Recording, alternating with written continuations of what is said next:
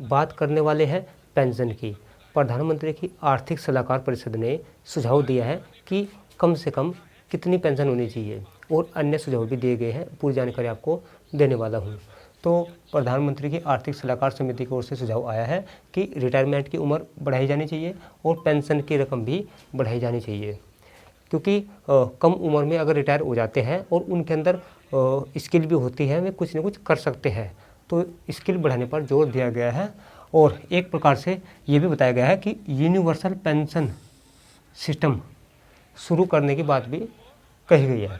ये वैसे इस पर कई साल से विचार चल रहा है। यूनिवर्सल पेंशन स्कीम पर ये क्या है? दरअसल समिति का सुझाव यह है कि कुछ प्रकार की जो सब्सिडी की स्कीम होती है, जिसमें सही प्रकार से आम लोगों तक वो स्कीम नहीं पहुंच पाती, उन 2-4 स्कीम को बंद कर देना चाहिए और उन स्कीम की जगह पर एक नई यूनिवर्सल पेंशन स्कीम लॉन्च करनी चाहिए, जिससे कि आम आदमी को एक तय राशि मिल सके। इस प्रकार का सुझाव दिया गया है। ये सुझाव पहले से भी चल रहा है। तो इसमें बताया गया है कम से कम हर महीने कम से कम 2,000 रुपये प्रति माह मिलने चाहिए प्रत्येक व्यक्ति को। तो ये इसमें ये सुझाव रखा गया है कि 2,000 रुपये प्रति माह एक व्यक्ति को मिलना चाहिए सरकार की ओर से। तो इस प्रकार का ये सुझाव रखा गया है। कहने का मतलब एक परिवार में यानी कि एक घर में 2,000 रुपये जाने चाहिए। पहले इसका रखा गया था सुझाव ज़्यादा। एक समिति पहले गठित की गई थी, उसमें बताया गया था कि 4-5 हज़ार रुपये कम से कम प्रत्येक घर को मिलने चाहिए।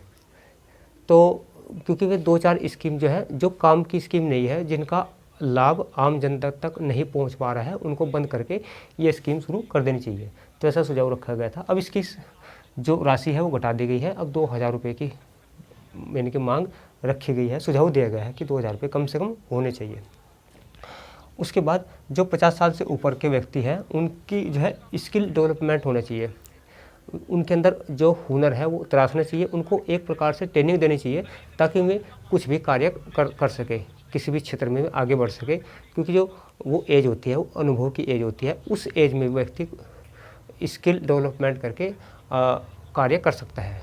तो एक प्रकार से उनको भी स्किल डेवलपमेंट का सुझाव रखा गया है। और वर्ल्ड पॉपुलेशन प्रोस्पेक्ट 2019 की रिपोर्ट आई थी, उसमें बताया गया है कि 2050 तक करीब 32 करोड़ यानी 19.5% सीनियर सिटीजन हो जाएंगे। कहने का मतलब कुल आबादी का 19.5% लोग सीनियर सिटीजन हो जाएंगे, यानी कि रिटायरमेंट हो जाएंगे। और संख्या अगर बात करें तो 32 करोड़ है। और बात करें 2019 की, तो 2019 में कुल आबादी का 10% सीनियर सिटीजन है और 14 करोड़ इनकी संख्या है कुल आबादी में। तो इनकी जो संख्या है, ये सीनियर सिटीजन है 14 करोड़ 2019 के अनुसार भारत में। तो इस प्रकार से अगर इनके हुनर को तराशा जाए, ये कुछ भी जो कार्य कर सकते हैं, टेक्निकल कार्य कर सकते हैं, तो उनको एक प्रकार से प्रोग्राम संचालित करके 3 महीने की ट्रेनिंग दे करके 6 महीने की, 1 साल की उनको कार्य पर लगाया जाना चाहिए, ताकि वे कार्य कर सके और भारत के विकास में योगदान दे सके। इस प्रकार का सुझाव रखा गया है। तो उसमें मेन जो बात रखी गई है तो जो कार्य करने की उम्र है वो बढ़ाई जाए। और दूसरी मेन बात है, एक यूनिवर्सल पेंशन स्कीम लागू करनी चाहिए। कम से कम 2,000 रुपये प्रत्येक परिवार को मिलने चाहिए। 2 बातें इसमें मेन थी। तो ये जानकारी थी।